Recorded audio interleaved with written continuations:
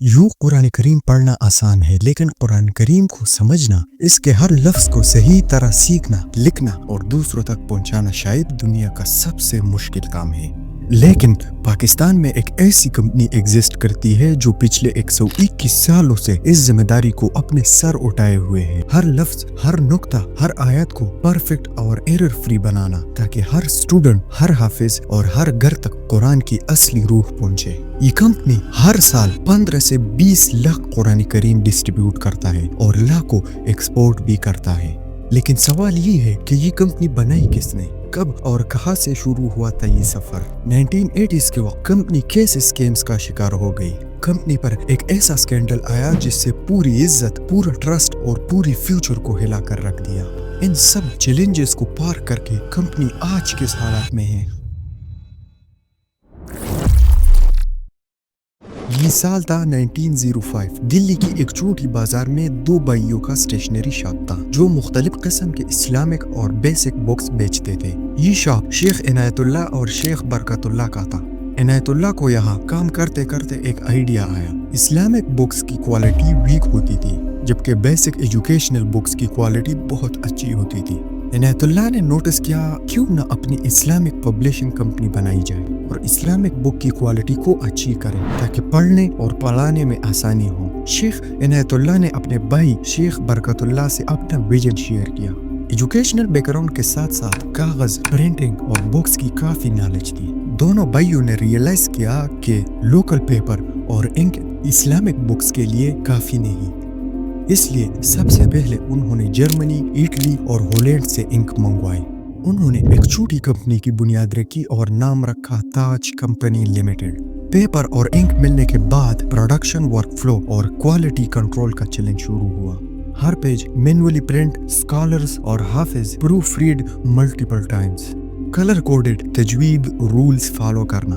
अगर कोई मिस्टेक होता तो प्रिंटिंग को दोबारा करना पड़ता।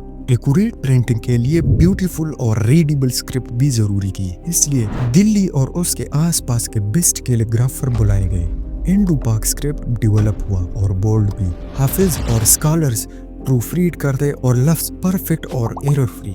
स्क्रिप्ट परफेक्ट होने के बाद लोगों का ट्रस्ट और डिस्ट्रीब्यूशन चैलेंज शुरू हुआ। मदरसों और मस्जिदों में डिस्ट्रीब्यूट किया। हाफिज और स्कॉलर्स के सिग्नेचर्स इंक्लूड हुए। लिमिटेड इंफ्रास्ट्रक्चर और स्लो ट्रांसपोर्टेशन के बावजूद लोगों का ट्रस्ट जीतने में कामयाब हुए। 1940 तक ताज कंपनी का कुरान एडिशन हर मुस्लिम हाउस में रेस्पेक्टेड हुआ। High quality paper, error free calligraphy, colour coded तजवीद। लाखों कुरान एडिशन प्रिंट और डिस्ट्रीब्यूट हुए। रीजनल और इंटरनेशनल कम्युनिटीज तक कुरान पहुंचाया, जिससे ताज कंपनी के शेयर्स 1940 के बाद 40% हो गई। लेकिन फिर वो होना था जो होने वाला था। एक मुल्क दो टुकड़े हुए, जिससे मुश्किलात और बढ़ गई।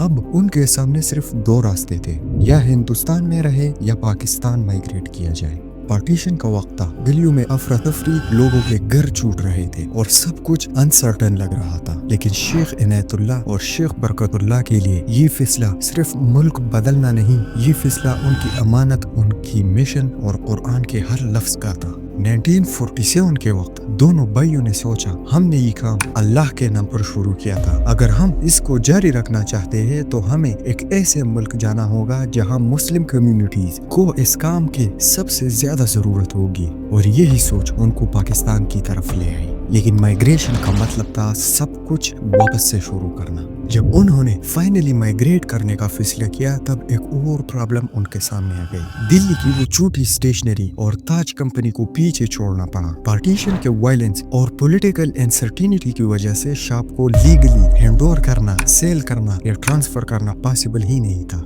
वो जैसे तैसे शॉप और कंपनी को लॉक करके वहां से चले गए और कुछ हफ्तों बाद वो शॉप भी इस अफरा तफरी में खो गया। जो कुरान करीम कॉपीज प्रिंट हो चुकी थी, इम्पोर्टेड पेपर्स का stock, ink barrels, basic printing tools सब पीछे रह गए। पार्टीशन के वक्त वो एरिया पॉलिटिकली वायलेट हो गया और उन एसेट्स का कोई हिस्सा रिकवर नहीं हुआ। दिल्ली में जो कैलीग्राफर और वर्कर्स थे, उनमें से कुछ माइग्रेट हुए और कुछ लोगों का तो पता ही नहीं चला। अगस्त 1947 के महीने में दोनों एक ट्रक में तोड़ी डॉक्यूमेंट्स और कुरान करीम के कुछ रेयर इनिशियल सैंपल्स लेकर लाहौर की तरफ रवाना हुए। سفر آسان نہیں تھا، راستوں میں لوٹنگ، چیک پوائنٹس، وائلنس اور فوڈ اسکیرسٹی جیسے چیلنجز فیس کرنے پڑے۔ جب دونوں بھائی شیخ عنایت اللہ اور شیخ برکت اللہ لاہور پہنچے، ان کے پاس نہ شاپ کی، نہ مشینری، نہ سٹاف، بلکہ صرف ایک مشن تھا۔ اولڈ انارکلی اور اردو بازار میں ٹیمپرری جگہ رینٹ پر لی، پاکستان کے اسکالرز اور حافظ سے کنٹیکٹ کیا، دلی کے سروائیونگ کیلیگرافرز کو ڈھونڈنے کی کوشش کی، کچھ مشینری لوکل اسکریپ مارکیٹ سے لی اور تھوڑی خرید لی۔ 1948 کے بعد انہوں نے پاکستان میں نئے کیلیگرافرز ہائر کیے، اسلامک اسکالرز کو پروف ریڈنگ اور ویریفیکیشن ٹیم میں شامل کیا، مدرسوں اور مسجدوں میں آفیشیلی پرمیشن لی، ہر ایڈیشن کو ویریفائڈ بائی اسکالر سیل کے ساتھ پرنٹ کیا۔ 1950 میں سلولی لاہور میں ان کا نام مشہور ہونا شروع ہوا۔ تاج کمپنی کا قرآن کریم، وہی کوالٹی، وہی ریسپیکٹ اور وہی امانت۔ دھیرے دھیرے ان کا ٹرسٹ واپس آیا۔ وہ شاپ جو دلی میں کھو گئی تھی، ان کا مشن پاکستان بھر میں زندہ ہو گیا۔ ان کی دلی کی دکان کا تالا شاید کبھی نہ کھلا ہو، لیکن ان کا مشن پاکستان کی زمین پر پھر سے کھل گیا۔ 15% کا شیئرز انڈیا میں چھوڑ کر دوبارہ زیرو سے سٹارٹ کرنا سب سے مشکل کام تھا۔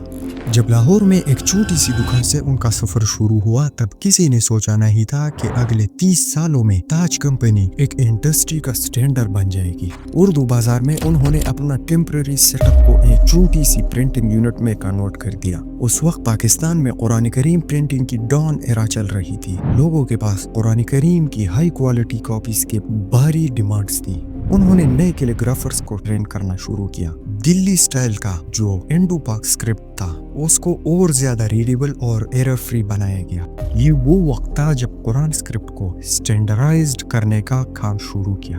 انہوں نے صرف 2 سال تک کیلیگرافی ریسرچ کی، ہر پیج کا سٹرکچر فکس کیا، لائن کا بیلنس سیٹ کیا، ہر الف ڈیٹیلنگ کو مائکروسکوپ سے چیک کیا، اسکالر سے ہر پیج بار بار ویریفائی کروایا۔ آخر کار 16 لائن قرآن کریم اسکرپٹ تیار ہوا، جس نے پاکستان، انڈیا، بنگلہ دیش کے تمام مدارس میں سٹینڈرڈ بن کر راج کیا۔ آج 2025 میں جو 16 لائن قرآن حفظ پڑھتے ہیں، اس کی بنیاد 1950 میں تاج کمپنی نے رکھی تھی۔ اب تاج کمپنی صرف اسکرپٹ پر کام نہیں کر رہی تھی، وہ گلوبل لیول کا قرآن کریم پبلش کرنا چاہتے تھے۔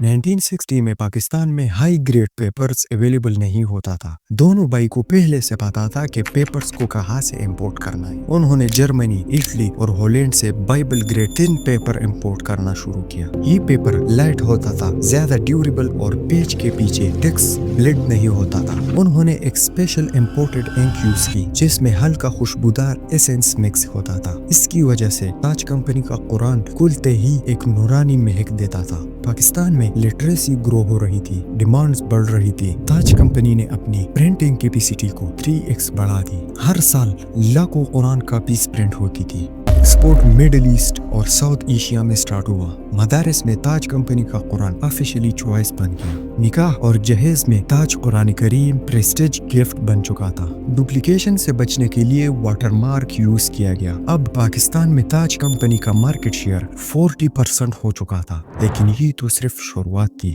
1970 کے بعد کمپنی ایک نئے دور میں انٹر ہو رہی تھی۔ پاکستان میں پرنٹنگ ٹیکنالوجی زیادہ ایڈوانس نہیں تھی، لیکن تاج کمپنی نے ایک ایسا فیصلہ کیا کہ وہ اپنی اسلامک بکس کو صرف پبلش نہیں کریں گی۔ اسی سوچ کے ساتھ انہوں نے انٹروڈیوس کیا کلرفل الفاظ، جس سے قرآن کریم کی ٹیکسٹ زیادہ ریڈیبل، کلیئر اور بیوٹیفل بنایا گیا۔ کلرفل الفاظ کا انٹروڈکشن سکسیسفل ہو گیا اور یہ سفلتا مینجمنٹ کو ایک نئے کانفیڈنس تک لے گئی۔ لوگوں کا ٹرسٹ بڑھتا گیا، لیکن یہ تو صرف شروعات تھی۔ 1973 کے بعد انہوں نے ایک اور بولڈ سٹیپ لیا، انٹرسٹ فری انویسٹمنٹ اسکیم۔ ان کا کہنا تھا کہ یہ ایک حلال پروفٹ شیئرنگ ماڈل ہوگا، جس میں لوگ پیسے انویسٹ کرے گی اور کمپنی انہیں پروفٹ دے گی۔ آئیڈیا پاورفل تھا اور لوگوں نے ٹرسٹ کیا، اور پاکستان بھر کے پینشنئرز، ویڈوز اور مڈل کلاس لوگ اس اسکیم میں پیسہ ڈالنے لگے۔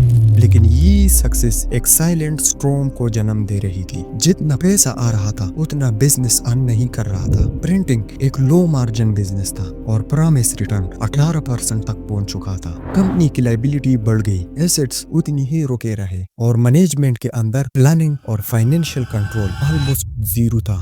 1978 سے 1980 کے درمیان سچویشن ڈینجرس لیول پر پہنچ گیا. پروفٹ شیئرنگ ماڈل اب ایک ٹکنگ ٹائم بوم بن چکا تھا. پھر 1982 کے آخر میں وہ ٹویسٹ آیا جیسے کمپنی سنبھال ہی نہیں سکی. کمپنی کا سینئر CEO شیخ عنایت اللہ اس فانی دنیا چھوڑ گئے. اس کی ڈیتھ نے کمپنی کے اندر کا بیلنس توڑ دیا. ایک طرف انویسٹرز کا پریشر، دوسری طرف پرنٹنگ سے لمیٹڈ انکم اور تیسری طرف لیڈرشپ کا گیپ. کمپنی اندر ہی اندر کولیپس ہو رہی تھی. کورٹ کیسز فائل ہوئے. نیوز پیپر میں اسے انٹرسٹ فری انویسٹمنٹ فراڈ کہنا سٹارٹ کر دیا جس سے 25,000 سے زیادہ لوگ افیکٹ ہوئے. 1990 تک سچویشن اتنی بگڑ گئی کہ لاہور ہائی کورٹ نے کمپنی کو لیکویڈیٹ کرنے کا آرڈر دے دیا. مینجمنٹ ہٹا دی گئی، ایڈمنسٹریشن اپوائنٹ ہوئے. کمپنی کی پراپرٹی سیل کرنے کا کام شروع ہوا تاکہ ڈپازیٹرز کو پیسہ دیا جا سکے، لیکن یہ بھی پاسبل نہیں تھا. کمپنی کے اوپر 2.5 بلین قرض جمع ہو چکا تھا اور اس کی ٹوٹل ایسٹ صرف 539 ملین کی تھی جو کسی بھی صورت میں ادا کرنا پاسبل ہی نہیں تھا. 2000 کا سال تاج کمپنی کے لیے ایک نیا دور تھا، ایک ایسا دور جو پرنٹنگ سے زیادہ کورٹ ہیئرنگ سے بھرا ہوا تھا. 1990 کے لیکویڈیشن آرڈر کے بعد بھی ہزاروں ڈپازیٹرز کا پیسہ ابھی تک پھنس چکا تھا. لیکویڈیٹر ایک ہی کام میں لگے رہے، ایسٹس کو بیچ کر ڈپازیٹرز کو پیسہ دے دو. شیخ پورہ، لاہور اور کراچی کی property piece by piece sale ہوتی رہی. جتنی پراپرٹی بیچتی گئی اتنا پیسہ ڈپازیٹرز کو فیز میں واپس ہوتا تھا. 2005 تک کمپنی پارشلی ڈیڈ برانڈ بن چکی تھی، صرف نام اور کیسز رہ گئے. اس دور میں پرنٹنگ آپریشن آلموسٹ رک چکی تھی، صرف منیمل پبلشنگ چلتی رہی.